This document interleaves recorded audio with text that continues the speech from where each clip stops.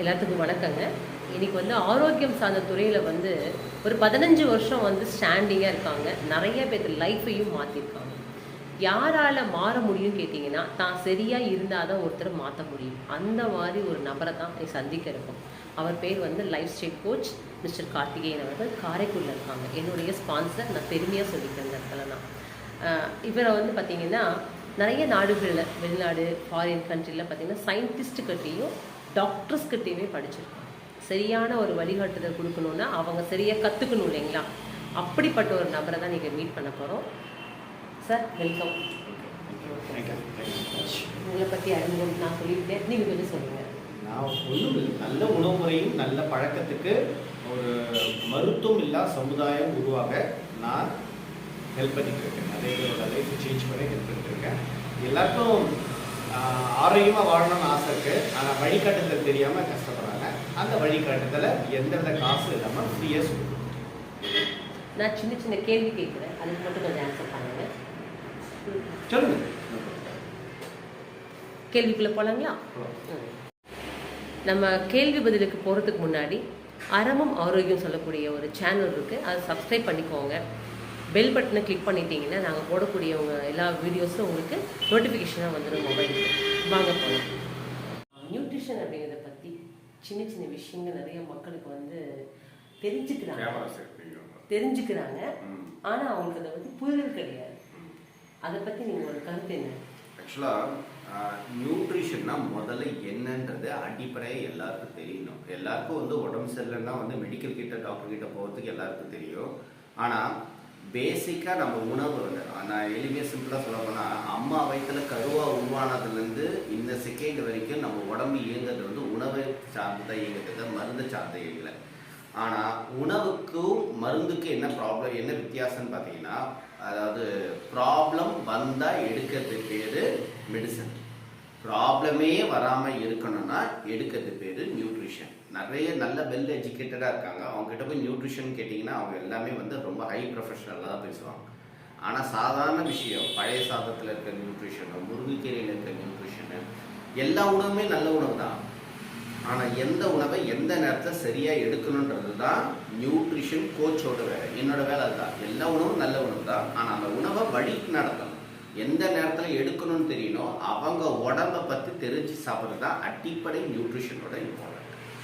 அப்போ நீங்கள் சொல்கிறது பார்த்தா வீட்டில் பெரியவங்க சரியாக இருந்தால் தான் குழந்தைங்களை சரியாக பார்த்துக்க முடியும். எஸ், ஆணி வேறு சரியா இல்லைன்னா சரி பிடிச்சிக்கோங்க. ஆணி வேறு சரியா இல்லை அப்படின்னா அந்த மரம் எப்படிங்க சரியா இருக்கும்? நான் கேட்குறது ஒரு, இப்போ நான் தான் என் வீட்டில் பெரியவன் அப்படின்னா எனக்கு எதுவுமே நியூட்ரிஷனை பற்றி தெரியல, எந்த வித புரிதல் இல்லை, உணவை பற்றின அடிப்படை கல்வி என்கிட்ட இல்லை அப்படின்னா நான் ஒரு பேஷண்ட்டாக மாறிட்டேன்னு அர்த்தம். ஒருத்தர் நோயாளியாக இருக்காங்கன்னா அவங்களோட சரியான உணவு பழக்கம் இல்லைன்னு அர்த்தம். ரெண்டாவது, அவங்க சாப்பிட்ற உணவு தவறான உணவாக இருக்கணும். இப்படி இருந்தால் அவன் பேஷண்ட்டாக. நானே பேஷண்ட்டு, என் குழந்தைங்க நான் எப்படி நல்லதை சொல்லி கொடுப்பேன்? நான் என்ன செய்யணும் அதை தான் என் குழந்தையும் செய்யும். இதில் எந்த மாற்றமும் கிடையாது. அப்போ நான் வீட்டில் பெரியவங்க இருக்கேன், நான் எல்லார்கிட்டையும் அதை தான் சொல்லுவேன். நீங்கள் வீட்டில் பெரியவங்க இருக்கீங்கன்னா முதல்ல நீங்கள் ஆரோக்கியமாக இருங்க, உங்கள் குழந்தையும் ஆட்டோமேட்டிக்காக ஆரோக்கியமாக வருவாங்க. நீங்கள் சொத்து சேர்க்குறீங்க, ஓடி ஓடி பணம் சேர்க்குறீங்க, அதை படிக்க வைக்கணும், இதை படிக்க வைக்கணும்னு நினைக்கிறீங்க. ஆனால் இது எல்லாத்தையும் அனுபவிக்க உடம்பு இருந்தால் தான் அனுபவிக்க முடியும். உடம்பு இருந்தால் எதுவுமே எல்லாமே வேஸ்ட்டாக போக இல்லையா? இதுதான் பேசிக்ஸ் திங்கில். நல்ல விஷயம் சொல்லியிருக்கீங்க. ஆனால் இன்னைக்கு குழந்தைங்க எந்த விஷயத்தையும் உட்காந்து கேட்க மாட்டேங்கிறாங்க. அப்போ அவங்களுக்கு எப்படி கைட் பண்ண முடியும்? அதாவது குழந்தைங்க கேட்க மாட்டாங்கன்றது நான் என்ன சொல்றேன்னா, நீங்க முதல்ல பேச மாட்டீங்க, கேட்க மாட்டேன். அதாவது எல்லாருமே அந்த குழந்தை சாப்பிட மாட்டேது, அவனால் சாப்பிட முடியல, அவன் உடம்ப குறைக்க மாட்டான். அதாவது பழி போட்டு பேசி பழகி இருக்கணும். நீங்க என்ன பேசுனீங்க, எத்தனை வாட்டி பேசுனீங்க, எத்தனை வாட்டி நமக்கு என்ன வேணுமோ அதை தான் நம்ம முயற்சி பண்ணணுமே தவிர, நம்ம முயற்சி பண்ணாமல் அது கேட்க மாட்டேது, அது செய்ய மாட்டேது, அது பண்ண மாட்டேதுன்னு பழி போகும். நான் எல்லாருக்கிட்டே அதான் சொல்லுவேன், கேட்க மாட்டேது இல்லைங்க, நீங்க எத்தனை வாட்டி பேச முயற்சி பண்ணுங்க, அவ்வளோதான் ஆன்சர். நீங்க உட்காந்து கேட்குதோ கேட்கல, அதாவது ஒரே நாளில் எல்லாத்தையும் மாற்ற முடியாது. ஆனால் முயற்சி பண்ணிகிட்டே இருந்தால் ஒரு நேரம் மாறும். ஒரு சின்ன எக்ஸாம்பிள், இப்போ நான் என் பையன் இருக்காங்க, என் பொண்ணுக்கு, என் பையனும் பொண்ணும் என் பேச்சு கேட்கறதே இல்லைன்னு வச்சுக்கோங்களேன். ஆனால் என் பேச்சு கேட்கணும், என் கூட பேசணும்னு எனக்கு ஆசை, எனக்கு அந்த நல்ல விஷயத்த கொடுக்கணும்னு ஆசைப்படுறதுல சீரியஸாக இருக்கீங்கன்னா என்ன பண்ணணும், உட்காந்து அவங்கக்கிட்ட பேச முயற்சி பண்ணணும். அவங்க ஒரு வாட்டி இல்லைம்மா பிஸியாக இருக்கேன் அப்புறம் பேசுகிறேன் அப்படின்னு அவாய்ட் பண்ண தான் செய்வாங்க. ஆனால் என்னோட முயற்சி இருந்துட்டு என்னதாம்மா சொல்ல வரீங்கன்னு உட்காந்து ஒரு நாள் கேட்க ஆரம்பிப்பாங்க. அப்போ எனக்கு தேவை என் குழந்தை நல்லா இருக்கணும், என் கூட பேசணும், என் கூட பழகணும் அப்படின்னா முதல்ல நான் என் முயற்சியை தொடர்ந்தேன். நான் ஒரு வாட்டி கேட்கல அப்படின்னு நம்ம விட்டுறக்கூடாது. நம்ம முயற்சி செஞ்சுட்டே இருக்கணும். அப்போ வீட்டில் பெரியவங்களை பார்த்தும் சில குழந்தைங்க சரியா நடப்பாங்க. கரெக்ட். இப்போ நான் முயற்சி பண்ணிட்டே இருக்கேன்னா என் குழந்தைக்கு இன்டெரக்டாக நான் சொல்லுவேன். இன்டெரக்டாக நான் சொல்லிக் கொடுக்குறது என்னன்னா, நீ முயற்சி பண்ணிட்டே இருந்தால் உனக்கு ஒரு நேரம் கிடைக்கும்ன்றதை நான் இன்டெரக்டாக நானே கைவிட்டேன்னா என் பையனும் முயற்சியை பாதிலே கைவிடுறதுக்கு வாய்ப்பு இருக்குது. இதான் விஷயம். இப்போ நியூட்ரிஷன் வந்து பார்த்தீங்கன்னா குட்டீஸ்களுக்கு எந்த மாதிரி கொடுக்கலாம், எந்த வயசுலேருந்து கொடுக்கலாம்? ஒரே ஒரு விஷயம் என்னன்னா, நான் என்ன சொல்றேன்னா, தாய்ப்பால் குடிக்கிறதுலேருந்து குழந்தைங்களுக்கு நியூட்ரிஷன் கொடுக்கலாம். அது அம்மா மூலமா. என்னோட சொந்த அனுபவம் என்னன்னா, என் மனைவி வந்து தாய்ப்பால் கொடுத்ததுலேருந்து நியூட்ரிஷனை கன்சியூம் அவங்க சாப்பிட்றாங்க. அந்த அம்மா சாப்பிட்ற எல்லா உணவுமே தாய்ப்பால் மூலமா குழந்தைக்கு போய் சேரதான் செய்யும். அப்போ அந்த அம்மாவுக்கு என்ன கொடுக்குறாங்க? நான் சிம்பிளாக ஒரே வார்த்தையை சொல்ல போனால், அது அம்மாவாக இருந்தாலும் சரி, குழந்தைங்களா இருந்தாலும் சரி, பெரியவங்களா இருந்தாலும் சரி, வயசாக யாராக இருந்தாலும் வீட்டில் சமைச்சு சாப்பிடணும். ஹோட்டல்லையோ கடைகள்லையோ எந்த உணவையும் எடுத்து சாப்பிடக்கூடாது. வீட்டில் எந்த உணவாக இருந்தாலும் சாப்பிடுங்க, ஆனால் அது வீட்டில் சமைச்சு சாப்பிட்றது நல்லது. அப்போ எந்த குழந்தைக்கு வந்து பால் கொடுக்கும்போது கூட நியூட்ரிஷன் போய் சேரும் அப்படின்னு தாயார் வந்து அதாவது சுவர் இல்லாத சித்திரம் இல்லைப்பா. அதாவது நூலை போன சேலை தாயை போல பிள்ளைன்னு சொல்றதுக்கு என்ன காரணம் என்னன்னா, அம்மா நீங்க என்ன செய்யறீங்களோ அதுதான் அந்த குழந்தைக்கு. அந்த குழந்தையோட முதல் ஹீரோ யாருன்னா அப்பா தான், முதல் ஹீரோயின் யாருன்னா அம்மா தான். அந்த முதல் ஹீரோயினே தப்பா இருந்தாங்கன்னா குழந்தையும் தப்பா தான் இருக்கு. அது ஒரு மாற்றமும் கிடையாது. அப்ப அந்த குழந்தை அந்த அம்மா தாய்ப்பால் கொடுக்கற போதே நல்ல உணவு, அந்த தாய்ப்பால் கொடுக்கும்போது மாத்திரை போட்டா என்ன ஆகும்? அந்த குழந்தைக்கும் அந்த மாத்திரை போய் சேரும். இது எந்த வித மாற்றமும் கிடையாது. அப்போ ஏதோ ஒரு புத்தகத்தை போட்ட விஷயம் தான். சிம்பிளா சொல்றேன்னா, நீங்க பல வருஷம் மாத்திரை போடுற இருக்கிற பொறுமை உணவுல கொஞ்சம் மெனக்கெட்டு சமைச்சு சாப்பிட்றதுல கிடையாது. ஏன்னா மாத்திரை போட்டா நீங்க கட்டுப்பாடாவோ ஒரு விதிமுறைக்கு உட்பட வேண்டிய அவசியம். மாத்திரை போட்டா போதும் அப்படின்ற அந்த ஈஸி லைஃபுக்கு தான் நம்ம யோசிக்கிறோம். ஆனா இது மாத்திரை இன்னொரு பிரச்சனையை கொண்டு வருன்றது எல்லாருக்கும் தெரியும். ஆனா அதை விட எனக்கு வேலை டைட் ஷெட்யூல் பிஸியா இருக்கிறேன் அப்படின்ற ஒரு காரணத்தால மாத்திரை போட்டு வாழ்க்கையை குறுக்கிக்கிறோம். ஒரு மனிதனோட ஆயுள் காலம் நான் ஸ்ட்ராங்கா சொல்றது பார்த்தீங்கன்னா 120 140 வருஷம். ஆனா இப்ப என்னன்னா வெறும் 50 60 வருஷமா பாதிக்கு பாதி மன அழுத்தத்திலேயே இது அதிகமாயிடுச்சு. குழந்தைங்களை இப்ப நீங்க மன அழுத்தம், குழந்தை என்ன பண்ணும்? அதுவும் நம்ம என்ன சொல்லுவோம், குழந்தைங்கள அவன் பயங்கரமா கோவப்படுவான், அது எதிர்த்து பேசுது. குழந்தைக்குள்ளேயே நீங்க வந்து மன அழுத்தத்தை உருவாக்கிறீங்க. நான் எல்லா எனக்கு ரொம்ப பிடிச்ச நாடு என்னன்னா ஜப்பான். அந்த நாட்டில் அவங்க ஒரு மனம் அழுத்தம் இல்லாத அமைதியான வாழ்க்கையும் சூழலையும் உருவாக்குறாங்க. நம்ம சூழல் சரியில்லை, நானே ஒத்துக்கிறேன், நான் இல்லைன்னு சொல்ல. அந்த சூழல் சரியில்லை, அதாவது சூழல் வந்து தப்பா இருக்கிறதுனால நான் தப்பா இருக்கின்றது எந்த விதத்தையும் நியாயம். சூழல் தப்பா இருக்கட்டும், நான் சரியா இருக்கலாமே. அமைதியா எழுந்து அமைதியா உடற்பயிற்சி செய்து சரியான உணவு முறையை சாப்பிட்டு சரியா தண்ணி குடிச்சு சரியா தூங்கி சரியா எழுந்தா உங்க குழந்தை அமைதியான வாழ்க்கை வர. ஹரிபரி ஓடி ஓடி ஓடி ஓடி என்ன செய்வீங்க? கடைசி பண்ணி பழகிட்டோம்ல சார். அதான் சொல்றேன், இதுக்கு பேரு. அப்ப நீங்க எவ்வளவு பெரிய பள்ளிக்கூடத்துல படிச்சு என்ன பிரயோஜனம்? கடைசி நிமிஷத்துல ஓடி பழகிறதுக்கு தான் பள்ளிக்கூடத்துல படிச்சீங்களா? இதுக்குதான் டிகிரி வாங்குனீங்களா? இப்படிதான் உங்க தகப்பனார் தாயார் படிக்க வச்சாங்களா? உங்க அப்பா அம்மா இப்படிதான் சொல்லி கொடுத்தாங்க? நான் என்ன சொல்றேன், அப்ப நீங்க தப்பா படிக்கிறீங்க, தப்பா படிச்சிருக்கீங்கன்னு அர்த்தம்.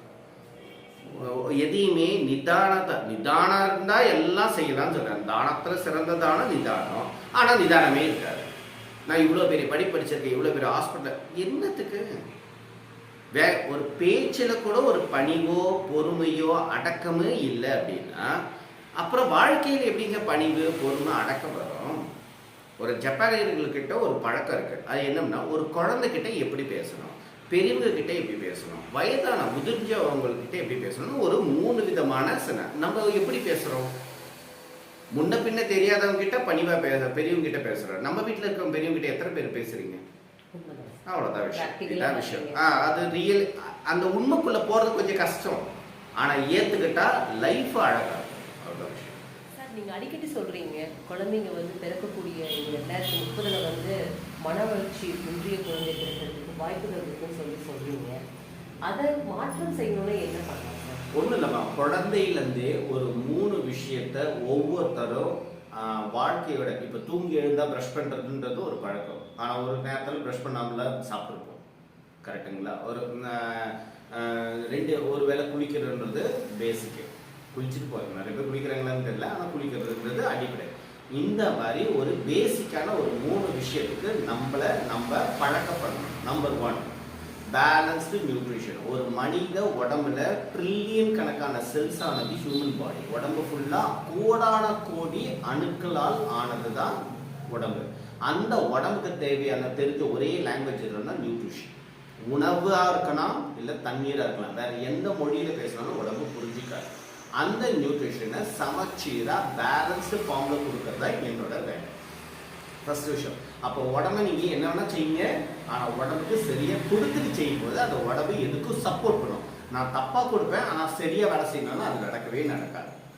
1, நம்பர் 1. நம்பர் 2, உங்கள் உடம்பை பற்றி தெரிஞ்சு சாப்பிடும். எந்த காலகட்டத்தை எப்படி சாப்பிடணும், தாமதமான என்ன சாப்பிடணும், எந்த நேரத்தில் எந்த உணவை எடுத்துக்கணும்னு தெரிஞ்சு சாப்பிடணும், தெரிஞ்சு தண்ணி குடிக்கணும். இது 2வது விஷயம். 3வது, உடற்பயிற்சியோட நாளை தொடங்கணும், உடற்பயிற்சியோட நாளை முடிக்கணும். இது என்னோட ஸ்ட்ராங்கஸ்ட். இந்த 3 விஷயத்துல தவற செய்வேன், ஆனால் ஆரோக்கியமாக இருக்கணும். தலைகள் நின்று தண்ணி குடிச்சாலும் நடக்கவே நடக்காது. நீங்கள் எங்கே ஸ்டார்ட் பண்ணீங்க அங்கேயே திருப்பி வந்துருப்பீங்க. இது இந்த 3ஐ சார்ந்து தான் உடம்பே படைக்கப்பட்டிருக்கும். உடம்பு ஏங்குது. இந்த 3ல நீங்க 1 கொடுக்கலனாலும் அது என்ன பண்ணும், தப்பாக தான் வேலை செய்யும். இந்த 3 பேசிக். இது என்ன பண்ணணும், நம்ம என்னன்னா குழந்தையிலேருந்தே அந்த பழக்கத்தை கொண்டு வரணும். லீவுனா குழந்தைகளை தூங்க விடுறது, ஸ்கூல்னா வெள்ளனே எழுப்புறது. அதாவது இது இயற்கையோட சைக்கிளை போட்டு நீங்க குழப்புறீங்க. இயற்கை மாதிரி உலகத்துல பெரிய வரப்பிரசாதம். அதாவது அந்த இயற்கையை பேணி பாதுகாக்கவாது நமக்கு தெரியணும். அதாவது அதை வாழ்த்த நம்மளுக்கு வயது கிடையாது, ஆனா கிடைச்ச சொர்க்கத்தை அனுபவிக்க வேணாமா? எது இயற்கை? பஞ்சபூதத்தை இயற்கைன்னு சொல்வீங்க. அதை விட பெரிய இயற்கைன்னா நம்ம உடம்பு தான் பெரிய இயற்கை. உங்க உடம்பு எத்தனை பேர் ரெஸ்பெக்ட் பண்ணீங்க? உங்க கண்ணோட அருமை யாருக்கு? உங்க ஒரு கண்ணோட அருமை யாருக்கு தெரியும்? கண் பார்வை இருந்து கண்ணை இழந்தவங்கிட்ட போய் கேட்டு பாருங்க, அந்த கண்ணோட அருமை தெரியும். இதயத்தோட அருமை யாருக்கு தெரியும்? இதயத்துல ப்ராப்ளம் கார்டியோ அந்த பைபாஸ் ஆப்ரேஷன் பண்ணவங்கிட்ட போய் கேட்டுப்பாங்க, அந்த இதயத்தோட அவன் பயந்து வாழும். ஆனா நல்லா இருக்கும்போது அதை மதிச்சதே கிடையாது. நுரையீரலோட அருமை யாருக்கு தெரியும்? நுரையீரல் நோய் தொற்ற அருமை ப்ராப்ளம் ஆனவங்க. என்னோட கஸ்டமர் ஒருத்தர் இருக்காரு, அவர் கோடீஸ்வரர். அவர் ஒரு வாரமா ஐசியூல அட்மிட் பண்ணிட்டு பில்லு கொடுத்தாங்க. ஒரு 2 லட்ச ரூபா பில்லு கொடுத்தாங்க. அவர் அழுதார். என்ன சார் இவ்வளவு பெரிய பணக்காரர், ஒரு 2 லட்ச ரூபாய்க்கு அழுதுங்க. நான் 2 லட்ச ரூபாய்க்கு அழுவல, ஒரு வாரம் உங்க ஐசியூல இருந்து உங்க ஆக்சிஜனை சுவாசிச்சதுக்கு 2 லட்ச ரூபாய் பில்லு. நான் 70 வயசு வரைக்கும் என் நுரையீரல் என்னை காப்பாத்துச்சு, அதை நான் மரியாதை கொடுக்கல, மதிக்காம விட்டுட்டேன்னு நான் உடம்ப நினைச்சு அழுதார். உலகத்துல மிகப்பெரிய பணக்காரன் எல்லாருமே ஜுன்னு வளர்ந்து ஒருத்தருக்காரு. அவர் சொல்றது அதான், அவரோட வாழ்க்கையில மோசமான முதலீடு எதுனா உடம்புன்னு சொல்றாரு. கோடீஸ்வரர் ஸ்டீவ் ஜாப் பார்த்தீங்கன்னா எத்தனை கோடி ரூபாய் வேணா பணம் தர, என் உடம்புல இருக்க வரியை குறைச்சிக்கிறான். அதாவது இந்த உடம்பு இல்லைன்னா சர்வமும் இல்லைன்றதா உண்மை. நீங்க உடம்ப தியாகம் பண்ணி தான் பணம் சம்பாதிக்கணும், ஐ எம் சாரி, உங்க வாழ்க்கை தப்பான வாழ்க்கை. இப்போ குழந்தைங்களுக்கு பார்த்தீங்கன்னா கருவுல இருக்காங்க, அவங்களுக்கு எந்த மாதிரிலாம் நியூட்ரிஷன் கொடுக்கலாம்? குழந்தைங்களுக்கு கருவில் இருக்க குழந்தைக்கு நியூட்ரிஷன் கொடுக்க முடியாது, அம்மாவுக்கு தான் நியூட்ரிஷன் கொடுக்கணும். அம்மாங்க அதாவது எல்லாருமே சொல்றது தான், நல்ல மியூசிக்கை கேட்கணும், நல்ல வார்த்தைகளை பேசணும், நல்ல பழக்கத்துக்கு கொண்டு வரணும், நல்ல காய்கறி பழங்களை சாப்பிடணும், நான்வெஜ் மீட் எடுத்துக்கிட்டா இன்னும் ரொம்ப நல்லது. இது எல்லாமே அவங்க கடைபிடிக்கணும். குழந்தைங்க வயிற்றுல இருக்க கருவில் இருக்க குழந்தைங்க மியூசிக் கேட்கணும், புக்ஸ் படிக்கணும்னு பேரண்ட்ஸ் செய்கிறாங்க. ஆனால் அந்த குழந்தை ஆரோக்கியமாக இருக்கணும்னு யாருமே செய்யுது. மெடிசனு வயிற்றுல குழந்தை இருக்கும்போது மெடிசன் என்ன போடுறீங்களோ அது போடுங்க, அதை நான் எதையும் தப்பு நினச்சிக்கல. ஆனால் ஒரு டாக்டரோட அட்வைஸ் இல்லாமல் மெடிசன்ஸ் எதையுமே போடாது. உங்களுக்கு ஏதாவது ப்ராப்ளம் இருக்குன்னா கொஞ்சம் சீரியஸாக டாக்டரோட செக்அப் பண்ணி லெவல் என்னன்னு தெரிஞ்சு, உடம்போட தன்மை என்னன்னா இன்னைக்கு இருக்காம நாளைக்கு இருக்காது. இப்போ இருக்கிற மாதிரி 1 மணி நேரம் கழிச்சு பார்த்தா என் உடம்பு இருக்காது. அப்போ உடம்பு ரியாக்ட் பண்ணிகிட்டே இருக்கு. அப்போ அதுக்கேற்ற மாதிரி நம்ம உணவு முறையை ஃபாலோ பண்ணணும். நீங்கள் சொல்கிறது சரிதான். இப்போ பார்த்தீங்கன்னா மக்கள் வந்தால் பார்த்துக்கலாம் அப்படின்னு தானே ஓடிட்டுருக்காங்க. வந்தால் தான் நீங்கள் பார்க்க முடியும், ஒன்றுமே பண்ண முடியாது. வந்தால் பார்த்துக்கலான்னா வரதை உங்களால் தடுக்க முடியாது. நான் வராமல் இருக்க தான் நான் வெளியிடும். வாழ்க்கையில் ஒழுக்கம்ன்றது ரொம்ப முக்கியம். நான் ஒவ்வொருத்தருக்கும் பீப்புளுக்கு நான் சொல்லிக் கொடுக்குறேன். உங்கள் உடம்புக்கு நீங்கள் 3 விஷயத்த கொடுத்தே தீரணும். நான் நியூட்ரிஷன் இதோட பற்றிலாம் பேசுகிறேன். 3 விஷயம் நீங்கள் உங்கள் உடம்புக்கு கொடுக்காத அந்த 3 விஷயத்த நான் கொடுக்குறேன். நம்பர் 1 என்ன பார்த்தீங்கன்னா, வேர்ல்டில் ஹைஜீனிக்கான ஒரு சுத்தமான உணவு தாங்க இந்த உடம்புக்குள்ளே போகணும். ஒரு சாதாரண தண்ணியில் கலப்படம் ஏற்பட்டால் கூட நீங்கள் என்ன கேட்குறீங்கன்னா, இப்படி தண்ணிக்கு இது எப்படிங்க குடிக்கிறதுன்னு கவர்மெண்ட் கிட்ட போராடுறீங்க. ஆனால் நீங்கள் சாப்பிட்ற உணவு தண்ணி சரியான தண்ணியா கிடையாது. அப்போது அந்த உடம்புக்கு உலகத்தில் நம்பர் 1 நியூட்ரிஷனாக இருக்கிற அந்த நியூட்ரிஷனை கரெக்டாக கொடுக்க தெரியணும். நம்பர் 1 சரிங்களா? அப்போ உடம்புக்கு என்ன சுத்தமான உணவு. கடையில் வாங்குற எந்த உணவே சுத்தமான உணவு இல்லை. என்கிட்ட ஆர்குமெண்ட் பண்றீங்க, 20 ரூபாய்க்கு இதெல்லாம் பார்க்கதா, 50 ரூபாய்க்கு என்னதான்? 50 ரூபா உணவுக்கு தப்பான உணவை சாப்பிட்டா உங்களால் 50,000 செலவு பண்ணக்கூடிய வசதி உள்ளவங்களால தான் நீங்க தாராளமாக கடையில் வாங்கி சாப்பிடணும். அப்ப அந்த உணவு சரியா இருக்கணும்னா சரியா தான் இருக்கணும். தப்பாக இருக்குன்னா அதை எப்படி நீங்க ஏத்துக்கிறீங்க? உங்க வீட்டில் இருக்கவங்க நீங்க சாப்பிட்ற உணவுல கையை இப்படி விட்டு கலக்கிட்டு கொடுத்தா சாப்பிடுவீங்க. அப்போ கடைகளில் எந்த சுத்தத்தை நீங்க பாக்குறீங்க? அந்த இதுல வந்து நிறைய நம்ம முன்னோர்கள் அவ்வளவு நல்ல விஷயங்களை சொல்லியிருக்காங்க. ஒரு சுத்தம் இல்லாத உணவு நோயை தான் கொண்டு வரும். ஃபர்ஸ்ட். 2வது, உங்க உடம்புக்கு மரியாதை வேணும், ரெஸ்பெக்ட் வேணுங்க. அதாவது ஒரு சின்ன உதாரணம் பார்த்தீங்கன்னா, ஒரு உணவை வந்து எடுத்து சாப்பிட ஒரு முறை இருக்கு. காலை தொங்க போட்டு சாப்பிடக்கூடாது, அதாவது டிராவல் சாப்பிடக்கூடாது, திறந்த வெளியில சாப்பிடக்கூடாது, பேசிக்கிட்டே சாப்பிடக்கூடாது, செல்போன் பார்த்துக்கிட்டு டிவி பார்த்துட்டு சாப்பிடக்கூடாது, ஒரு உணவுக்கு நின்றுக்கிட்டு சாப்பிடக்கூடாது. இப்போ எப்படி சாப்பிட்றீங்க? அமைதியாக கீழே விரிப்பு போட்டுட்டு தரையில் சமணம் போட்டு உட்காந்து யார் உணவை எடுத்துக்கிறாங்களோ அவங்களுக்கு 50% நோயே வராது. அந்த உடம்போட தன்மை எப்படின்னா, சமணம் போட்டு உட்காந்து சாப்பிட்டாதான் அது உணவு செரிமானத்துக்கு சேரும். நான் வேற மாதிரிலாம் இப்போ சாப்பிட்டோன்னா அது தப்பாக தான் போகும். மரியாதை ஏங்க, உங்களுக்கு நீங்களே மரியாதை கொடுக்க மாட்டீங்க. 2. 3வது ரொம்ப முக்கியமானது ஒழுக்கம் வேணும். ஒழுக்கம் இல்லாத எந்த விஷயமும் ரிசல்ட் தப்பான ரிசல்ட் தான் கொண்டு வரும். தூங்கி எழுந்துக்கிறதுல ஒழுக்கம், சாப்பிட்றதுல ஒழுக்கம், தண்ணி குடிக்கிறதுல ஒழுக்கம், தூங்குறதுல ஒழுக்கம். தூங்குறது கூட எப்படி தூங்கணும்னு ஒரு விதிமுறை இருக்கு. அது எல்லாமே கஷ்டம்தான். நம்ம அப்படி வளரல. எப்படி வேணாலும் இல்ல. ஒரு வருத்தமான விஷயம்னா, காடுகளில் வர மிருகம் கூட ஒரு ஆர்கனைசேட்டா வரும். ஆனா மனுஷன் வந்து மிருகத்தை விட மோசமா வரும். இதை ஏத்துக்கிட்டாலும் சரி. ஒரு ஒழுக்க முறையில வந்த என்ன சார் பெனிஃபிட்? நான் ஒரு சின்ன உதாரணம் மட்டும் நான் சொல்றேன். நான் என்ன வச்சே சொல்றேன், மற்றவங்களெல்லாம் நான் உதாரணமா காட்டுறேன். நான் என்ன வச்சு சொல்றேன். ஒரு ஒழுக்கமா வாழ்ந்த என்னன்னா, நானும் என் மனைவி என் மகனும் 4 பேரும் மெடிக்கல் விசிட் பண்ணி 16 வருஷம். நானும் போனவன், நானும் தப்பா சாப்பிட்டவன், நானும் கடையில் வாங்கி சாப்பிட்டவன். ஆனா தெரியாம தவறு செஞ்சேன், தெரிஞ்சு தவறு செய்யறேன். நான் பேக்கரி ஐட்டமோ ஃபாஸ்ட் ஃபுட் ஐட்டமோ இல்லை ரோட்டு கடையில் எந்த உணவையும் நான் உட்கொள்ள மாட்டேன். ஏன்னா இந்த உடம்போட மரியாதையும் மதிப்பும் முதல் நான் என்ன மரியாதை கொடுக்கணும். நானே என்ன மதிக்கல, மற்றவங்க மட்டும் என்ன மரியாதை கொடுக்கணும். இது எந்த விதத்துலையும் நியாயமே கிடையாது. இந்த 3 விஷயத்த நீங்க கொடுக்கல. உங்க உடம்பு, என் கண்ணில் படுற ஒவ்வொரு உடம்புக்கும் நான் கொடுப்பேன். நான் கொடுக்கறத அவங்க புரிஞ்சுக்கணும். சுத்தமான உணவு கொடுக்குறாரு, ஒரு முறையா வாழ்க்கணும், அந்த ஒழுக்கத்தை சொல்லி கொடுக்குறாரு. எல்லாத்த விட ரொம்ப முக்கியமானது அதுக்கான மரியாதை கொடுக்குறாரு. என் உடம்பு அவர் மதிக்கிறாருன்றதை அவங்க பீப்புள் புரிஞ்சுக்கணும். பேசிக்ஸ். சரி சார், இப்போ வந்து பிறக்கிற குழந்தைக்கு நிறைய ப்ராப்ளம் வருது. இதுக்கு என்ன நினைக்கிறீங்க காரணம்? ஒன்றும் இல்லை மாதிரி ஒரு பேசிக்கான விஷயம் என்னன்னா, அந்த குழந்தை அந்த தாயாரோட உணவு முறை தான். நான் திருப்பி உணவுன்னு கூட நான் உணவை தான் சொல்லுவேன். ஒன்று, அவங்க சரியான உடற்பயிற்சி செய்யணும். மற்ற நாடுகளில் இருக்கவங்க வந்து ஒரு பிரெக்னென்ட் லேடி வந்து யோகா பண்ணுறாங்க, எக்ஸசைஸ் பண்ணுறாங்க, வெயிட் லிஃப்ட் பண்ணுறாங்க. நம்ம வீட்டில் இருக்க லேடிஸ் வந்து புரண்டு படுக்கிறதே பெரிய சேலஞ்சாக இருக்கு. புரியுதுங்களா? அதை இப்போ இருக்கிற ஜென்ரேஷன் வந்து முதல்ல வந்து அந்த அன்கம்ஃபர்டபுள்லேருந்து கம்ஃபர்டபுள் லைஃபுக்கு வரணும்னு நினைக்கிறோம். அன்கம்ஃபர்டபுள் ஏற்றுக்காமலே எப்படிங்க கம்ஃபர்டபுள் லைஃப்? அன்கம்ஃபர்டபுளில் தான் கம்ஃபர்டபுளான லைஃப் இருக்கு. யார் ஒருத்தர் யார் சின்ன வயசுல வலியை தாங்குறவங்க எதிர்காலம் ரஜினிகாந்த் ஸ்டைல சொல்ல போனா, இளமையில் உழைப்பவன் முதுமையில் சிரிக்கிறான். இதான் வார்த்தை. நான் இளமையில என்கிட்ட பீப்புள் கஷ்டப்படாம ஜெயிக்கிறேன். எப்படிங்க நடக்கும்? கஷ்டப்படாம குழந்தை எப்படிங்க? நீங்க கஷ்டப்படாம குழந்தை பெற்றுக்கணும்னு நினைக்கிறதோட ஃபைனல் ஸ்டேஜ் என்ன ஆச்சுன்னா, இப்ப வந்து ரீசெண்டா ஜப்பான்ல தாயார் இல்லாம ஒரு குழந்தைய ஒரு மிஷின் சுமக்க ஆரம்பிச்சிருச்சு. ஸ்டார்ட் பண்ணிட்டாங்க ஆல்ரெடி. பண்ணிட்டு இருக்கீங்க. என் பையன் மேல பாசமே இல்லை, என் பொண்ணு என் மேல பாசமே இல்லை. மிஷின் சுமந்தா எப்படிங்க பாஸ் ஆகும்? நீங்க சுமந்தே பாஸ் ஆகும். ஏன்னா உங்களுக்கு அறுத்து எடுத்திருக்கீங்க, புரியுதுங்களா? அது முக்கி பெற்றுக்கும் போது இருக்கிற அந்த தாயாருக்கும் அந்த குழந்தைக்கு இருக்கிற பாண்டிங் வந்து அறுத்து எடுத்தா வராது. இது மிகப்பெரிய சயின்ஸ். அந்த பாசம் தான் தாயாருக்கு இருக்கு, அந்த குழந்தைக்கு இருக்காது. ஏன்னா அது வரக்கூடாத வழியில வந்தது வெளியில. அந்த குழந்தைக்கு வந்து அட்டாச்மெண்ட் அந்த அளவுக்கு இருக்காது, புரியுதுங்களா? ஆனா இன்னொரு விஷயம், பிறப்புனால மட்டும் இது வரதில்லை, வளர்ப்புலையும் வரும்.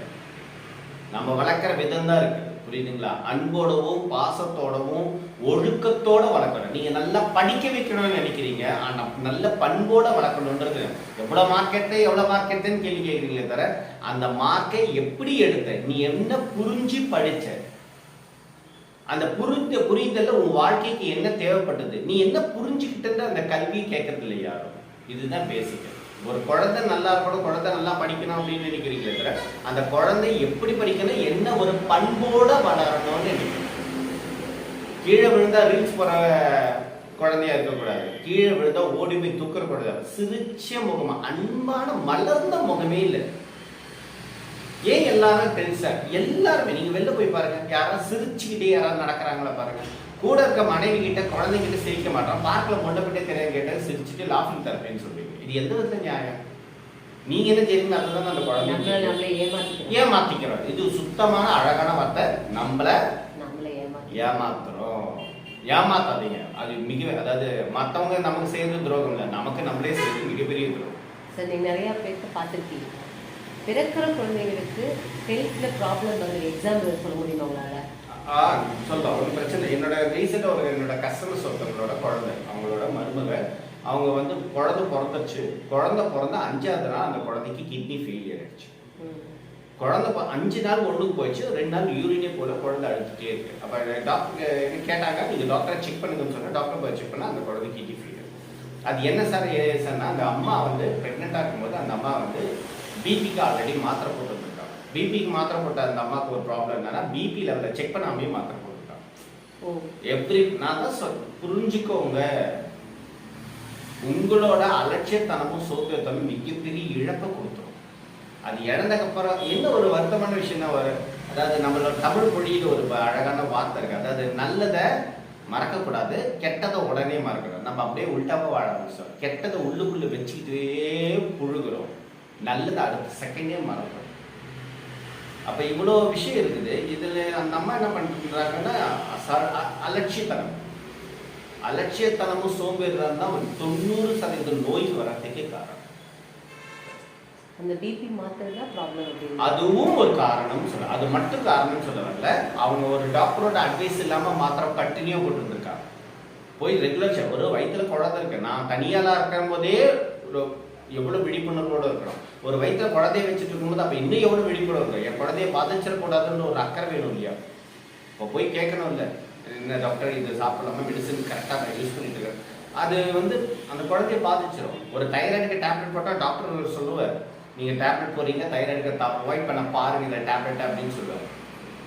ப்ராப்ளம் வந்ததுக்கு அப்புறம் தைராய்டு போறீங்க இல்லையா? நான் என்ன சொல்றேன், தைராய்டு வராமல் பார்த்துக்கோங்க, அதுக்கு மெனக்கெடுங்க.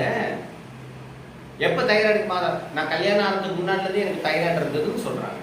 நான் கல்யாணம் ஆகிறதுக்கு முன்னாடியே தைராய்டு இருந்தது இல்லை, அப்போ அப்பயே சரி பண்ணிக்கலாம்ல. சரி, தைராய்டு வரதுக்கு முன்னாடி என்னென்ன செய்யணும் அது செஞ்சிருக்கலாம்ல. தைராய்டு வராமல் இருக்கும், தைராய்டு வராமல் இருந்தால் கல்யாணம் நல்லபடியா இருக்கும், கல்யாணம் இருந்த குழந்தை நல்லபடியா பிறக்கும். நீ தைராய்டு மாத்த, நீங்க உங்களை மாத்திக்க தயாரா இருக்கணும். இல்லாதனால தைராய்டுக்கு மாத்த போட ஆரம்பிச்சு கல்யாணத்துக்கு முன்னாடி. பிரெக்னென்ட் ஆனதுக்கப்புறம் பிறக்கிற குழந்தை சுகரோட பிறக்கும். ஆரம்பம் எங்க முதலும் கோணல் முற்றும் கோணல். யாரோ ஒருத்தர் மாத்திரையில கை வச்சுட்டாங்களோ அவங்க வாழ்க்கை சுத்தமா தப்ப போச்சுன்னா. மாத்திரை விட்டு வெளியே வரதுக்கான வழிமுறைகள் சொல்லுங்க. ஆல்ரெடி அதான் சொன்னதம்மா, நல்ல உணவு முறைக்கு வரணும், மெனக்கெடணும்.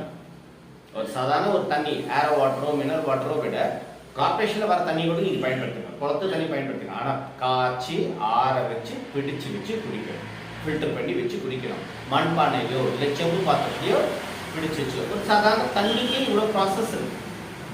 இதெல்லாம் விட இந்த சோம்பேறித்தனன்றது நமக்கு மேலோங்கி இருக்கிறதுனால தான் நம்ம வந்து திருப்பி ப்ராப்ளமா போய் நிற்கிறோம். ஒரு நோய், அதான் சொல்றேன், மாத்திரையும் மருந்தும் வரதுக்காக ஒன்றும் இல்லை, உங்களோட அலட்சியத்தனமும் சோம்பேறித்தனம் தான் முக்கியமான காரணம். அப்போ ஒரு சரியா ஒரு கைடு இருந்தால் மட்டும்தான் நம்ம சரிப்படுத்த முடியும். குரு இல்லாதாட்டம் குருட்டாட்டமா ஒரு வழிகாட்டுதல் வேணும். நான் வந்து ஒரு பர்சனல் கோச், நான் ஒரு 50,000 பீப்புளை வந்து ஒரு ஆரோக்கியத்துக்கு போகிறதுக்கான நான் வழி நடத்தி சொல்லி கொடுத்துட்ருக்கேன். நான் எந்த வித காசு வாங்குறது கிடையாது. ஆனால் அதுக்குன்னு என்கிட்ட அட்வைஸை மட்டும் நான் கேட்பேன், ஆனால் செய்ய மாட்டேன்னா இதை விட ஏமாத்தலை. நான் கொடுக்குற நியூட்ரிஷனை கரெக்டாக ஃபாலோ பண்ணணும், நான் சொல்கிறபடி உணவு முறையை கரெக்டாக கடைபிடிக்கணும், நான் சொல்கிறபடி உடற்பயிற்சியோட நாளை தொடங்கி உடற்பயிற்சியோட நாளை முடிக்கிற பர்சனாக தான் அவங்களுக்கு லைஃப் லாங் நான் ஃப்ரீயாக கைட் பண்ணிடுவேன். நான் அதாவது அஸ்திவாரம் தப்பாக வந்து நீங்கள் அழகான வீடு கட்டி என்ன பண்ணுறது? நீங்கள் சொல்கிற மெத்தட் வந்து ஒரு 100 பேர்த்து நீங்கள் பீப்புள்ஸை பார்க்குறீங்கன்னா இதில் ஒரு 50 பேர் இல்லை 20 பேர் தான் ஃபாலோ பண்ணுவாங்க. 20 பேர் ஃபாலோ பண்ணுறாங்கன்னா அவன் ஆல்ரெடி ஒன்று மெடிசன் மூலமாக பாதிச்சு நொந்து போனவன் உடனே வந்துருக்கும், இல்லை ஒரு விழிப்புணர்வு ஒரு உள்ளவங்க ஆமாம் மெடிசனை விட நல்லதுன்னு ஒரு அடிப்படையாகவே விழிப்புணர்வு இருக்கவனும் வந்துடுவான். மீதி 50 பேர் நீங்கள் சொன்ன 80 பேர் கூட இருப்பான். பட்டுட்டு தான் வருவேன் அப்படின்னா பட்டுட்டே வா, படக்கூடாதுன்னு சொல்ல வேண்டியது என் கடமையை தவிர நான் அடிப்பட்டு கீழே எங்க நெருப்பு சுடும் தான் சொல்ல முடியும். கரெக்டுங்களா? நான் கை வச்சு சுட்டக்கப்புறம் நான் அவங்கள வந்து பார்க்குறேன்னா நீங்கள் சுட்டக்கப்புறமே கூட வந்து பாருங்க, அவ்வளோதான். உண்மைதான். நிறைய விஷயம் இன்னைக்கு தெரிஞ்சுக்கிட்டோம் நம்ம, சரிங்களா? இன்னும் தொடரும் இந்த விஷயங்கள் நம்ம இனி அடுத்த வாரம் நிறைய விஷயம் இன்னைக்கு தெரிஞ்சுக்கிட்டோம் சார்னால. அவங்க அனுபவத்தை வந்து நமக்கு ஷேர் பண்ணியிருக்காங்க. சார் உங்களை எப்படி வந்து பொதுமக்கள் சந்திக்கிறது? ஓகே, என்னோட மொபைல் நம்பர் சொல்கிறேன், 9840507408. இந்த நம்பருக்கு எனக்கு கால் பண்ணி எனக்கு வாட்ஸ்அப் பண்ணுங்கள். எனக்கு கால் பண்ணாலும் ஆன்லைன் மூலமாகவும் ஆஃப்லைன் மூலமாகவும் நான் கைட் பண்ணி சொல்லித்தரேன். தேங்க்யூ. தமிழ் ஒரு வார்த்தை சொல்லுங்கள். ஓகே, தமிழில் ஓகே. என்னோட மொபைல் நம்பர் வந்து 98 40 50 74 08. Thank you. Thank you so much sir. Thank you.